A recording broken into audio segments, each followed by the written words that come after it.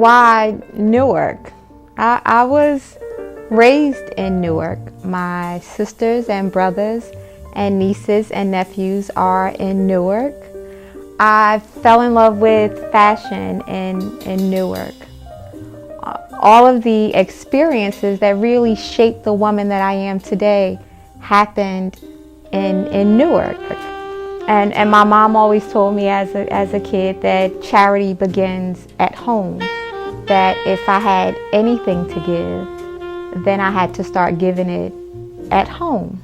I could have opened a business anywhere in the country, but I wanted to be in Newark. I wanted to give back to the place that I consider home.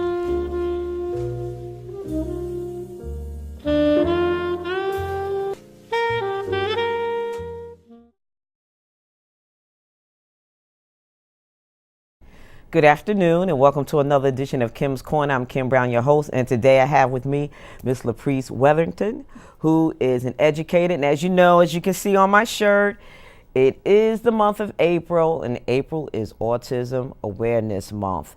And so we're going to give you a little bit of information about autism. As a matter of fact, my second show that I ever did, like 80 years ago, was on autism. So I thought I would revisit the show because I met Laprice, and she's very interesting, and we have some information to tell you today. So Laprice, tell us a little bit about yourself.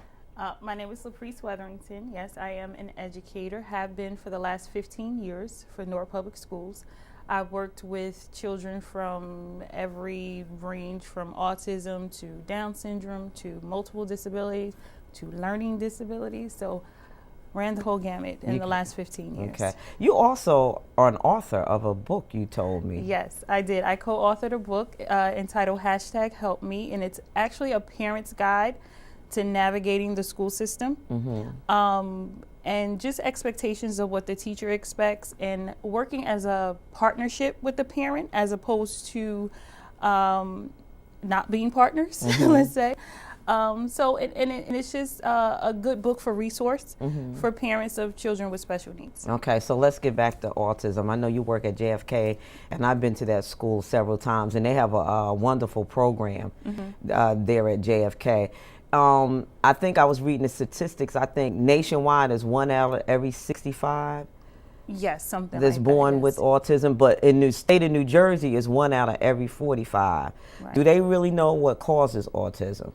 Not that I know of, no. As of yet, I haven't heard of any medical diagnosis or any medical, reason for the cause of autism. I think that's mainly probably the reason why it's an autism spectrum disorder, because it can go from anywhere from low functioning autism or to higher functioning. What autism. Exactly is autism?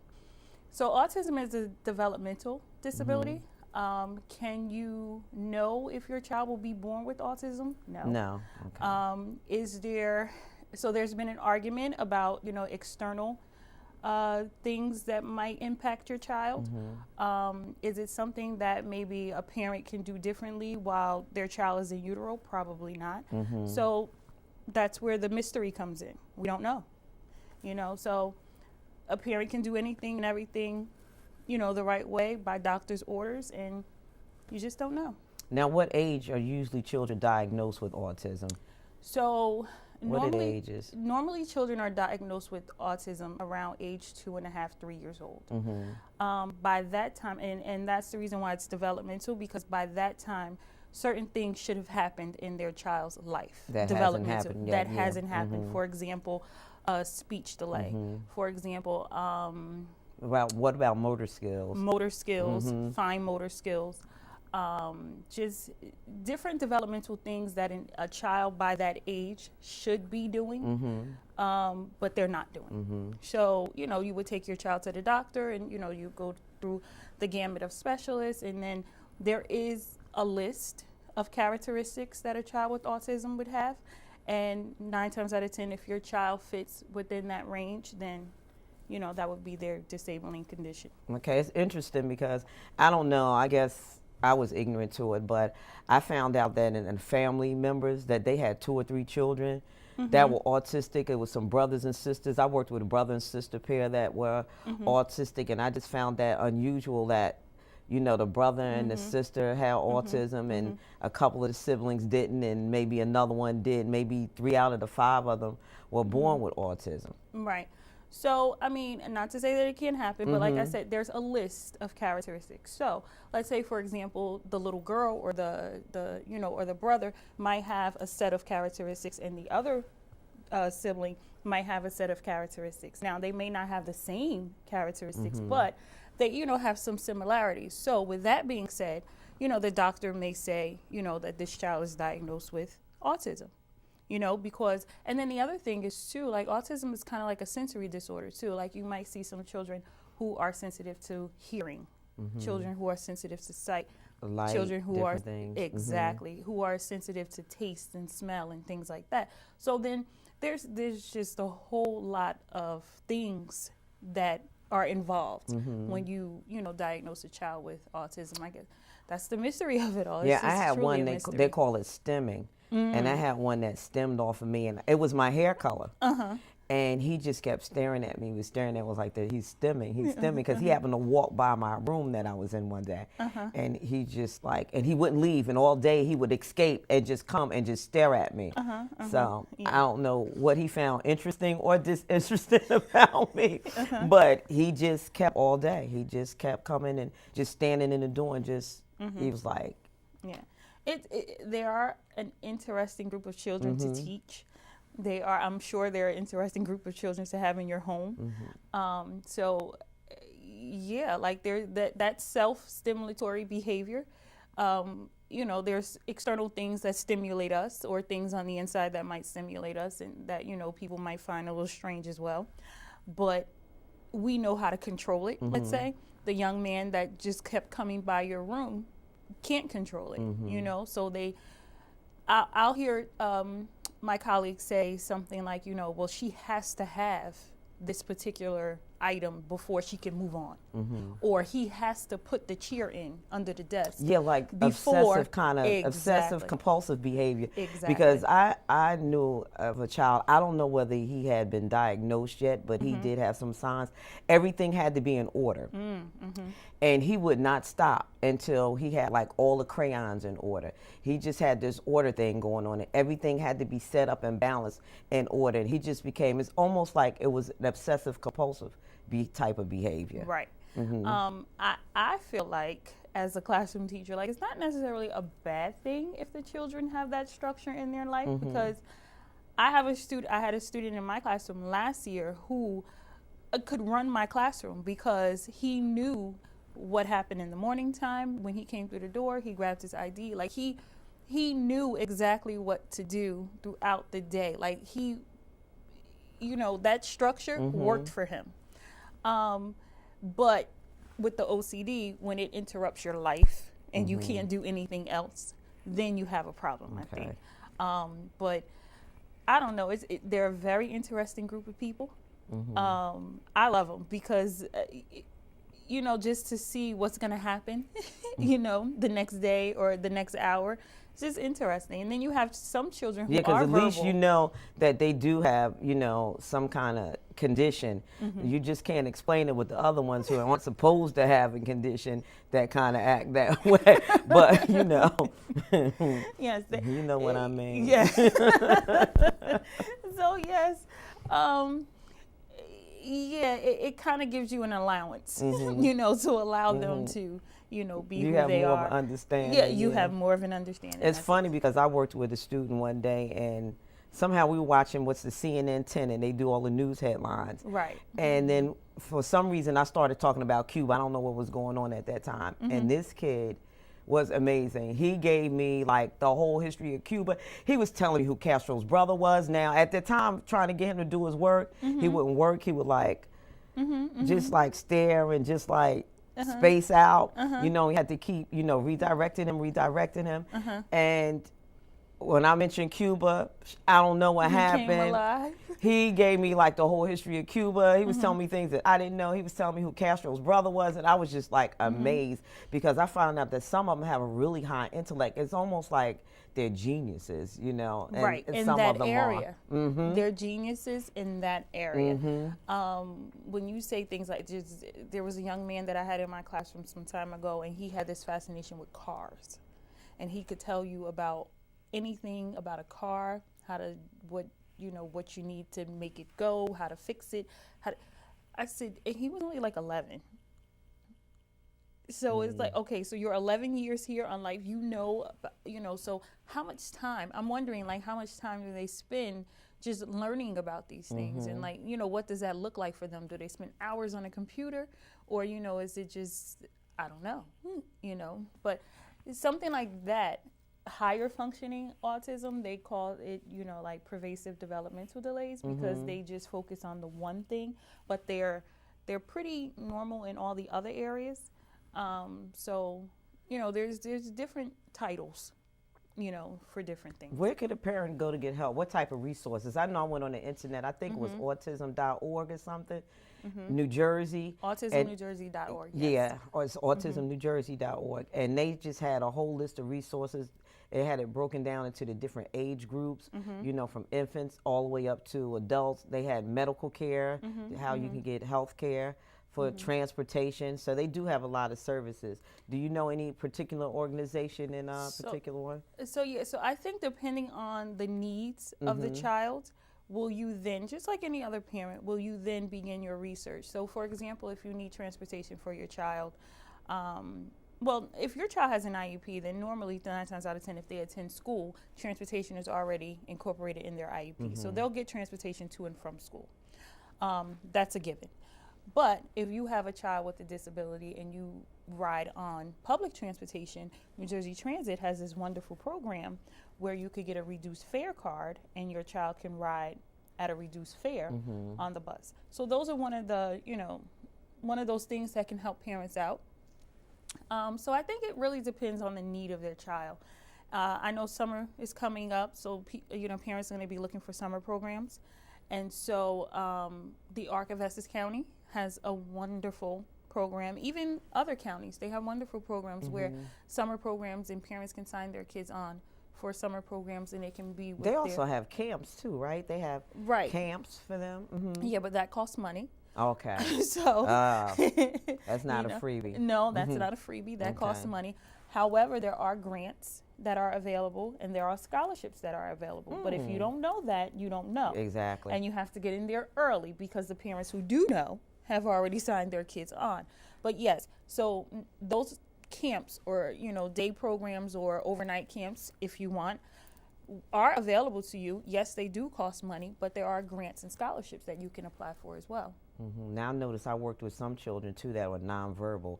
You worked with them. How challenging is that for you to work with a child that's nonverbal? So nonverbal meaning they don't vocally communicate. However, they do communicate in other ways. So we have incorporated a program in our school through our speech and language team, where the children use a program called ProLoco to Go, and it's on an iPad. So if you see any of our kids walking around the school with an iPad, it's because they're using it as a communication they gave device. Those pads out Yes. there. The JFK autism program rocks. Yes, we and then I'm not a fluent signer. I'm not fluent in sign language. However, I do know some signs where I can communicate with my students now, that's daily. interesting. Do they learn sign language? Do they? Yes. Okay. Yes. That's the teachers learn sign language. I mean, like I said, I'm not a fluent in sign language. Like, I wouldn't be able to, but I can communicate with the student in my classroom through sign. Okay, what does this mean? Remember that when somebody told me, I don't know what that's what you want. I don't know what that's drink. Well, pasteurized milk. That's what somebody told me. I don't never guessed it. I don't know whether that's true. That said pasteurized milk. Well, this is not a sign for milk. That's what. This is a sign for milk, as if you're milking the cow. Somebody told me that, and they didn't go like this. They did like this, but you know. That's a sign for drink. I know a lot of people who are, so they might have told me that, and I believe them too. Oh, no. I just can't remember who it was. So this is a sign for drink. Okay. This is a sign for milk. Pasteurized, I have no idea. Yeah, they told me pasteurized milk. Oh, wow. See, I would never go around anyone and try to sign anything. I use it in my classroom, in school with the kids, and I stick to the language that I know, the vocabulary that I know. Yeah, otherwise you'll be like me, going like that, and they'll be looking at me, what's wrong with her? Exactly, what is she talking about? What? What is that? Oh, that's so funny. Yeah, don't do that again, okay? I won't. See, I just did it with you. We can do it here this way. I know I can get away with it. So I said, let me see if that's what it means. No, that's what somebody again. told me a long time ago. I don't know. I'm trying to remember. Probably one of my idiots. No, don't do that again. Okay. But that's a way to communicate with our students. We do the Pro Logo on the iPad. We do still sign laughing. We keep it old school. We do picture exchange. Anything that's going to lessen the frustration of our kids when they're trying to communicate to us. Anything that's going to lessen inappropriate behaviors when they're trying to do nothing more but communicate to us, we'll use it. Do you find out a lot of them do get frustrated trying to communicate? Oh, absolutely. And a lot of them develop these behaviors that they don't need to have because of something like they're just frustrated because they can't communicate with you. Today in the cafeteria, I witnessed a little girl kicking on the table in the chair because all she wanted was an orange. And if you don't know her, you don't know that. Exactly. So if someone's coming in and they don't know, why is this little girl kicking on the table? Because she just wanted an extra orange. Okay. So what are some of the resources, what organizations can parents go to get help for their children if they find out their child is autistic? So one resource that I like to use is CPAC. And CPAC is Special Education Parent. I don't know what the ACT is off the top of my head. However, they meet every third Thursday of the month at 301 West Kinney Street. And so it's a husband and a wife team. And they give information to parents across the district for not just children with autism, but if you have a child with an IEP, they can come and attend the meetings. They have multiple topics that they talk about each month. And they're actually, this past Saturday, they gave a brunch for parents with autism, and the topic was about advocating and getting your kid to learn how to advocate for themselves. Okay. And what does that look like? Because there's a fine line between advocating and causing trouble, So we got to learn how to advocate and what that looks like. And if you don't know what that looks like, then you can't do it effectively. Okay, it's called CPAC, you said. CPAC, yes. CPAK? SEPAC. Oh, SEPAC. Yes, that's a very good resource, and it's across the district, and it's open to any parent in the district that has a child with an IEP. SEPAC. SEPAC, yes. Very good resource.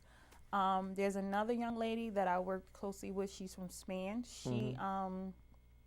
She's a advocate for parents when it comes to their child and their IEP and they're not receiving the services that they think they should be receiving, or if there's some type of legal issue with their child, that they will be willing to give you information about that. They're very good to have. What's the name of that one? SPAN. SPAN, SPAN? Yes. Okay, And I got that one right. Got that one right. Yes, you're on the money. Yes. Before we leave here today, you're going to have acronyms all over the place.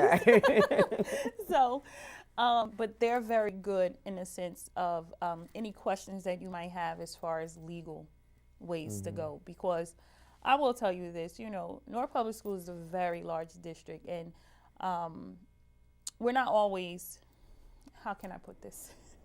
Gently. Yes, very gently. We're not always open to giving information that we could give. And not because we don't want to. I think maybe because sometimes we don't know.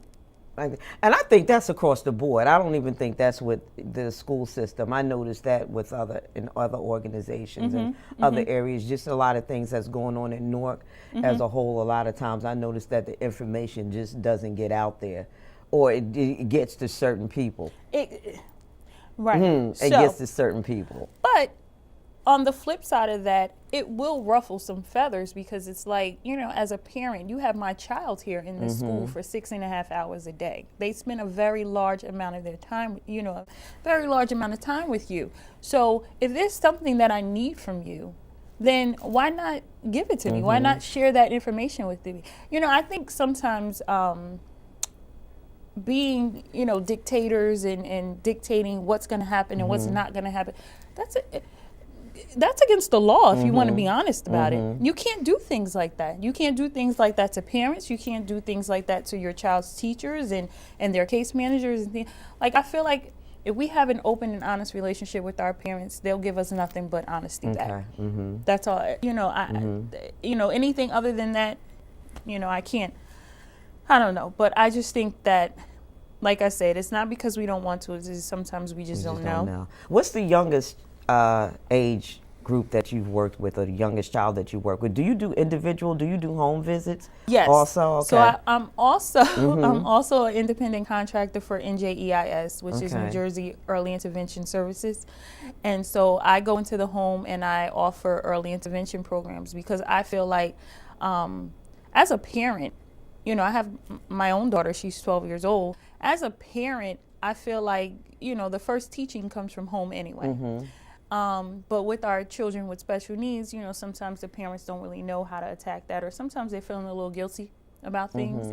And so, but with that, time goes by.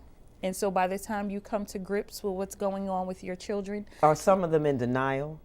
Yes. You think a lot of parents are in denial about the condition? Yes, yes. And I think, as a parent, I can't really tell you how to react, because I don't know. I'm not in that situation, so I can't really tell you how to react. But I do know we can't afford to waste time on, getting ourselves together, because in the meanwhile, your kid is still not doing what, what they need to be doing. So you have me, a practitioner, who will come in, and I will either work one-on-one with your child, or I can work with the whole family and teaching them how to attack a certain, thing that's, let's say, for example, fine motor skills. If the kid, by 2.5, if your child has teeth, they should be feeding themselves with a fork, their own spoon, drinking out of a straw, not a sippy cup. All of those things make a big difference, especially when it comes to speech. I had a conversation with one of my parents of a child that I'm currently seeing, and she tells me when he eats, he makes a mess. And so you're not going to allow him to feed himself because there's a mess that he's gonna. I couldn't wrap my head around that. And she also says that she gives him a sippy cup. Why? Now, how old is he? He's 2.5. Okay. Why? Why isn't he drinking from a straw? Do you think parents become enablers? Oh, absolutely. Oh my goodness.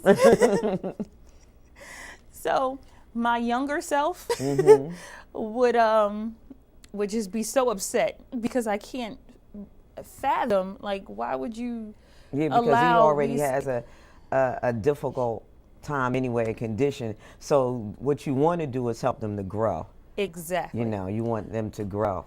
But after 15 years and maturing and growing as a professional and as a person, I'm going to help you. I'm going to help you, and I'm going to tell you why it should be done this way, as opposed to just getting upset and, because I'm only frustrating myself because I'm not in your home. So I'm going to help you. I'm going to tell you why it's not a good idea for you to do this and why you should be doing things this way. I think it's all about the approach. When we approach our parents as if, let's say, they are the professionals, or, like they're the, like they know everything, then, they're okay with that. They like for you to kind of like massage them a little bit and help them along the way. But yeah, enabling, yes. And I still see it. I see it with the teenagers. Okay. Yeah. It's crazy. I see it with the teenagers, but I'm not in their home. So when they come to school, we just, try to let them be as independent as possible. Yeah, so it's really no preventive cure for autism. No. As parent just has to be a student, just learn, watch their child and see if they're developing normally the way they should be developing. Yes. Making sure you keep an eye on what's going on, regular doctor visits, and ask help, you know, like I think like as parents, we know, I know everything, you don't know anything, that's my kid, I don't need you to, no, But they don't, sometimes you need help. So some organizations are CPAC. Yes, very good organization. SEPAC, yes. right? And SPAN, SPAN. Absolutely. And they can go on autismnewjersey.org. Yes. And it has a list of resources there. I want to thank you, Ms. Weatherington, for joining me. Thank you. And keep up the good work. Oh, I know that's you. challenging work too. So we have to goodness. applaud her. And people who help and work with children like that. Remember, April, National Autism Awareness Month. And please try to donate to your local autistic foundation, so maybe one day we can help find a cure. I want to thank everybody for watching Kim's Corner. Peace.